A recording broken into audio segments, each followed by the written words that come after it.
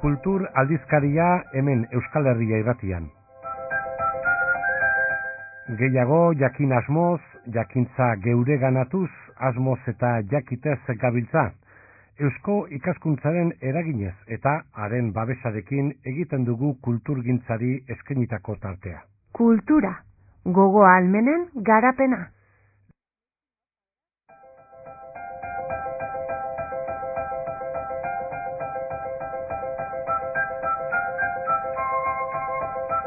Liburu artean ibiliko gara, Iruñan asteotan eskaintzen zaigun liburua nola egiten den erakusten digun aretoan. Ta gidari izanen dugu Patxi Uarte. Baina, hori baino lehenago, arte plastikoaren aldetik datozkigun albistea, Eusko ikaskuntzak emanikoa.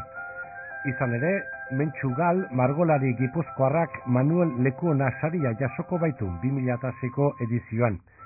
Eusko ikaskuntzak euren obra osoarengatik euskal kulturaren alde gehien nabarmendu diren personak errekonozitzearren antolatua duen saria da.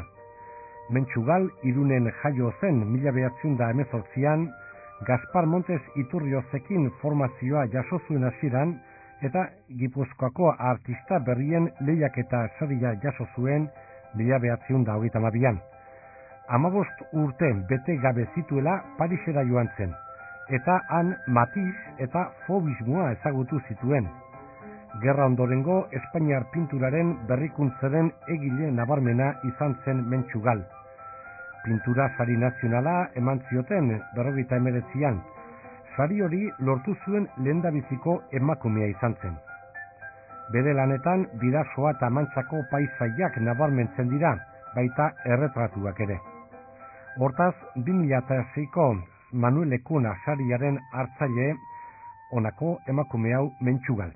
Gogoratuko dugu Eusko ikaskuntzak Lekuonaren saria 83an sortu zuela, euskal kulturaren personalidadeak ornatzeko eta honratzeko.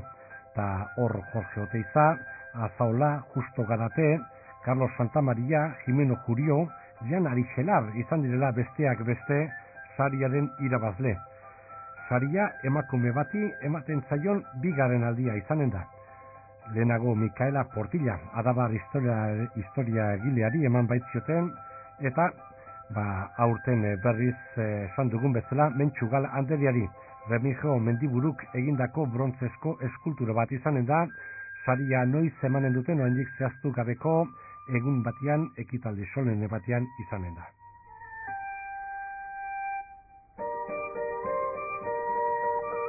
Hoi ezagutzera emanez, liburu tartera goaz.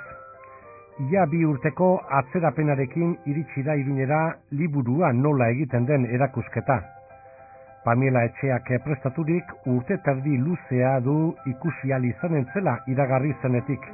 Ezin izan zen orduan, gero isilaldi bat eta orain bai. Gogoratuko duguna, udalaren erakustoki batean erakutsi beharra zegoen erakusketa hura duela urte terdi, baina baimena erretiratu egin zuen, garbi esanez zentsura jarri zion hiri honetako kultur gaietako zinegotzi Perez Cabañas jaunak. Liburuari buruzko erakusketa bat zentsuratua hemen Iruñan. Egia esan, inor gutxi eskandalizatu zen. Beste bat litzateke, beste lakua, baldin eta beste agintari batzuk izan balira, liburuari buruzko erakusketa baten zentsuratzaile. Orain Iruñeko Tafaila jauregian, zapateria eta kale berriaren arteko toki horretan, sarrera, Maisona de Hotelaren parean duelarik, hortxe topatu dezakegu erakusketa berez, doblea da erakusketa aur ipungintzari doakion alde batetik, eta Pamielaren liburu egiteko prozesua erakusten duena bestea, Euskara Kultur Elkargoak kudeaturiko erakusketa.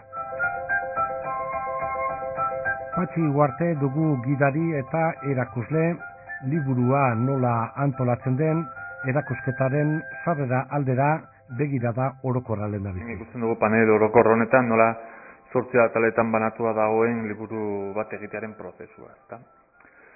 eta, bueno, egilearekin hasten dela, eta bokatzen dula, liburua banaketa prozesuarekin, ez? Liburua nola banatzen den liburutegietan, eta ba. Bueno, aurki bide honekin, ja orientaturik gaudenez, ja lehenengo partean, jakina, egilea dago, egileak bere burutik, bere inspiraziotik, paperera, ja lerroak, ideiak pasatzen ditunean, zuk zehaztu?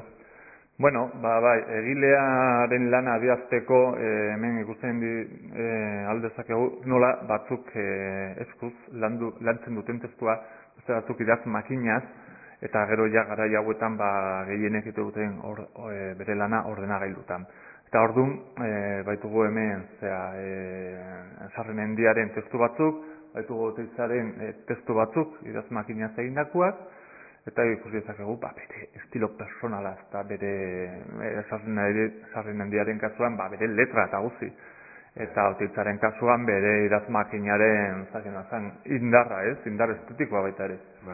Sarren Mendiaren kasuan, eta, bueno, berak izkitaturik arkitu ditudan poemak, libururako iniko testu batzuk, eskuz, ezabatua, tatxatua, enfatizatua, kendu jarri, zalantzatan ibili den autorea, bai? Bai, itzaurrea da. Egia zen liburua da poema antologia bat, oso ona. Ez dira bere poemak, bere itzulpenak dira, eta itzaurrea da, esan ez zergatik hautatu dituen, eta zergatik sentitzen dituen bereak bezala, ez? Poema hauek. Espetxean zegoelarik okerra espaldin bagaude, orduan beste autoretatik bere gustokoak direnen antologia moduko bat, liburu hori. Bide batez esanik, honek badu, Iruñeko zensuraren historian bere apartadua, hori patxi gogoratu, erakusketa hau oain ikusten ari gara, duela pare batzuk urte, iaia ikustekotan esan du ginen ezin. Bai, nonbait, hemengo poteretsuek iritzi zioten, hau pizkat terrorista zela, zen Joseba Sarren Mendia gauza jakina da eta kidea dela, eta orduan eta kide baten argazkia ateatzea erakusketa batean, ez duten begionez ikusi, ezta. Gero bestalde baita ere Euskal Herriko mapa agertzen da, Bonaparteren mapa, garai batekoa, eta nola Nafarroa ez da isolatua agertzen, Nafarroa isolatua dagoela munduan, eta nola ez da horrela agertzen, islatzen, baita ere, zuten begionez ikusi hori ere. Bueno, esan duzu Oteiza eta referentzia inen digu berriz ere, berak idaz makinaz, eta bere sakoneko pentsakera estetikoa ere hemen ageri da, zuriuneak lerrotan, eta gero berak ere azpimarra eginak, eta baita instrukzioak ere nola ikusarazi, nola ikusi eta agertu behartzen liburua eta... Bai. Hemen, egus dezakegu bere alde estetikoa ere, nola diseinatzen du familiarekin batera azala, ez da, eta bere... Zer batako Oteiza beti dutu zait, Oteizaren azalak oso ez dakit noa zan, minimalistak, ez da, letra eta txuri asko, eta ez ziren bat ere, ez ziren apaitzen, ez nire ustez, ematen zuen oso utxean, gordinik, ez, ateatzen zitu zela, gero ja adin batekin kontatzen zara, bere estetika hori dela, hemen ikusten dugu, ikusi dezakegu bere eskuz nola banatu zuen espazioa koskoetan liburuaren azala esateatako.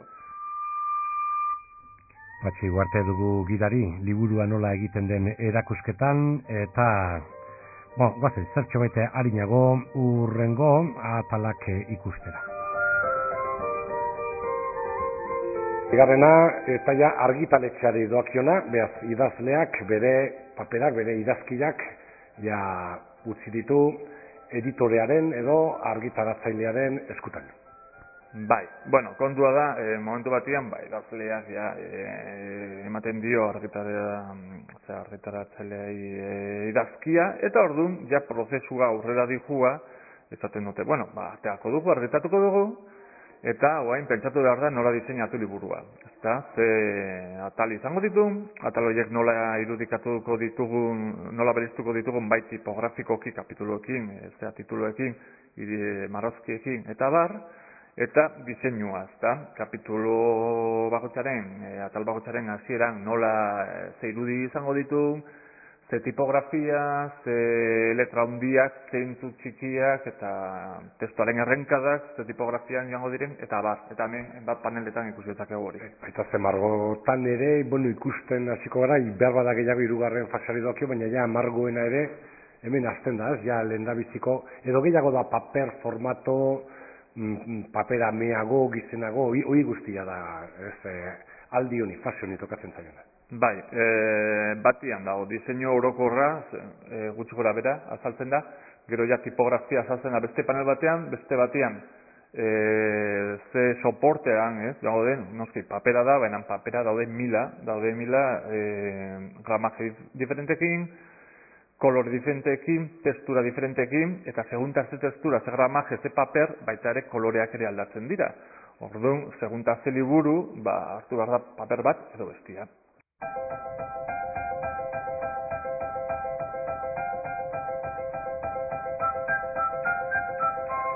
Baina hemen irudiak, ilustrazioak agertzen zaizkigu.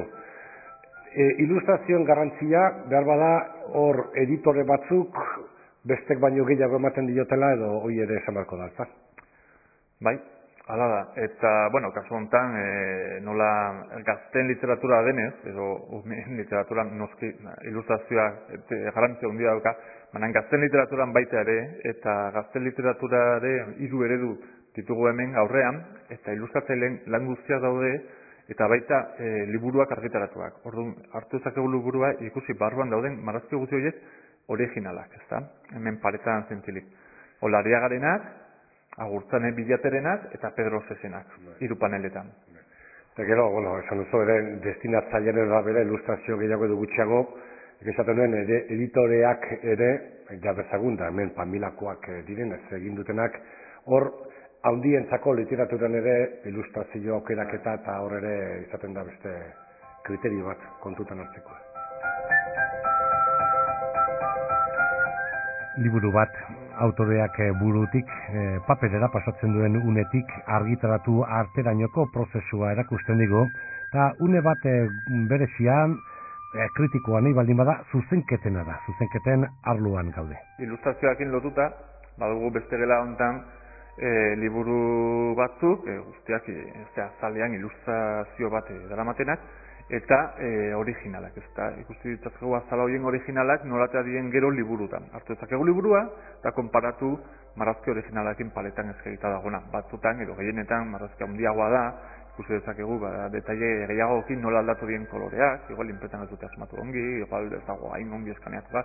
Beste batzutan, aldiz, irabazten du, esate batako ikusi dezakegu nola collage batekin, egiten aldeen azala bat, collagea hemen daukagu, ikusteko, ukitzeko, bere testura sentitzeko. Liburu azalak eta jatorrizko marrazkien onduan, gero emaitza zen izan den ezagutu dezakegu. Beste fase bat, frogen azterketa, izan ere hemen ez da pentsatu behar, lehen da bizikoan gauzak bere osoan ateratzen direnik, hemen, zuzenketaren fase neketsua atortzen da. Bai, zuzenketaren fasea, da liburuaren, igual, liburuak eskatzen du lan asko, ez da batez ere zuzenketetan. Pentsatu behar dugu zenbat eta zenbat testua dagoen, zenbat eta zenbat gauza okerratako dien seguro, eta zenbat eta zenbat gauza aldatu nahi ditugun ere, argitako aurretik. Igual, aldez aurretik idatzitakoak nahi ditugu ezabatu, eta beste batzu jarri. Hemen kasu hontan, hiru paneletan ikusten dugu hau guztia, lehendabizikoan ematen da zuzenketa zinuen azalpen bat, nola zuzenketa zinu batzuk erabiltzen aldiren gauzak laburbiltzeko, esate bateako zuk nahi balden bauzu espazio bat kendu, ez duzu zertan idatzi beharreten gabe espazio hau kendu, favorez. Eta duzu, ikur bat markatu aldamenean, eta gero hori zuzenduko dute. Kendu, gehitu, utzi tartea, lagun bezala, edo aldaketa, hurrengo lerrora, hau eta beste, hori denak badute euren kodigoa, euren ikur. Hemen ikusten dugu, nola diraz liteken nola da teknika hau, eta azterketena, Eta gero, azterketetan, esatu duguna, batzuk lapsusak zuzendu, baina bestetik zuk diozuna, egilearen zalantzak ez, ja denbora bat pasada, eta beste zerbait gaitu kendu, eski liburu eta testu bat, noiz behin betiko egina dagoen, hori, autore batzurentzat ezinezko, beti zuzenduko lukete. Bai, nunbait, esate dute editoreak markatzen duela, noiz bukatzen den testua, zen esaten dio, bederatziako, kitxo, bestela autoreak igual segituko zuen, hori da pinturan bezala, ez? Igual pintoreak ere ezaki noiz bukatu bere kuadroa. Liburuaren prozesua, lerroz lerro, urratsez urrats, gileak paperera pasatzen du, eskuskribura izan diteke, edo eta makinaz egin, baina bere nortasuna hor da. Eta hortik aurrera, ze teknika, ze fase joan behar diren. Zuzenketen ondotik, oraindikan ere etorriko dira, horiek guztiak plasmatu, plantxa, moztu, liburu formatua eman, eta gero hortik aurrera oraindikan ere irakurlearen bila joan beharko du liburuak. Beste bilbide bat hasiko da orduan. Baina liburua, hor teknika, artea, kultura eta produktua izanik, galdera egin ote liteke, zein da liburuaren etorkizuna. Produktu bezala ari gara, izan ere, eta aro digital honetan, batzu diote desagertu inditekela edo bideo horretan sartu da dela honezkero. Galduko ote da liburua. Galdera honi erantzun personala eman dio Patxi Uartek. Nik esango dizut refleksio propioa eta personala, eta da, mundu honetan ongi egin dauden gauzak oso gutxi dira. Igual irudia bakarrik. Bizikleta, parasola edo aterkia, eta liburua. Dira perfektuak. Ez dute deuze sobran, ez faltan. Oso teknologia ona iruditzen zait. Asko ematen dute, falta gutxikin. Eta ezin daiteke hobetu. Horregatik nik uste dut beti izango ditugula liburuak.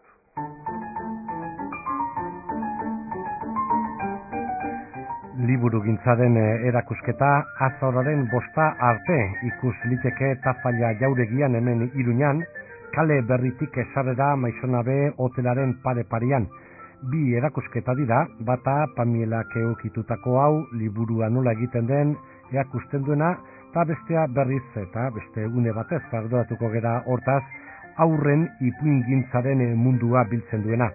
Erakusketa hauek biak Euskara Kultur Elkargoaren eskutik eta berak kudeaturik ikus ditzakegu hemen Iruñan. Onaino gaurko kultur aldizkaria hemen Euskal Herria irratian, Eusko ikaskuntzaren babesarekin eginiko saioa. Eusko ikaskuntza hemen Iruñan Gaztelu plazaren 43an dago. Euskal kultura mundu zabalean edatzen du Eusko ikaskuntzak, baita web orriaren bitartez ere. Honako helbide honetara jo dezakezue, euskoikaskuntza.org. Kultura, gogo ahalmenen garapen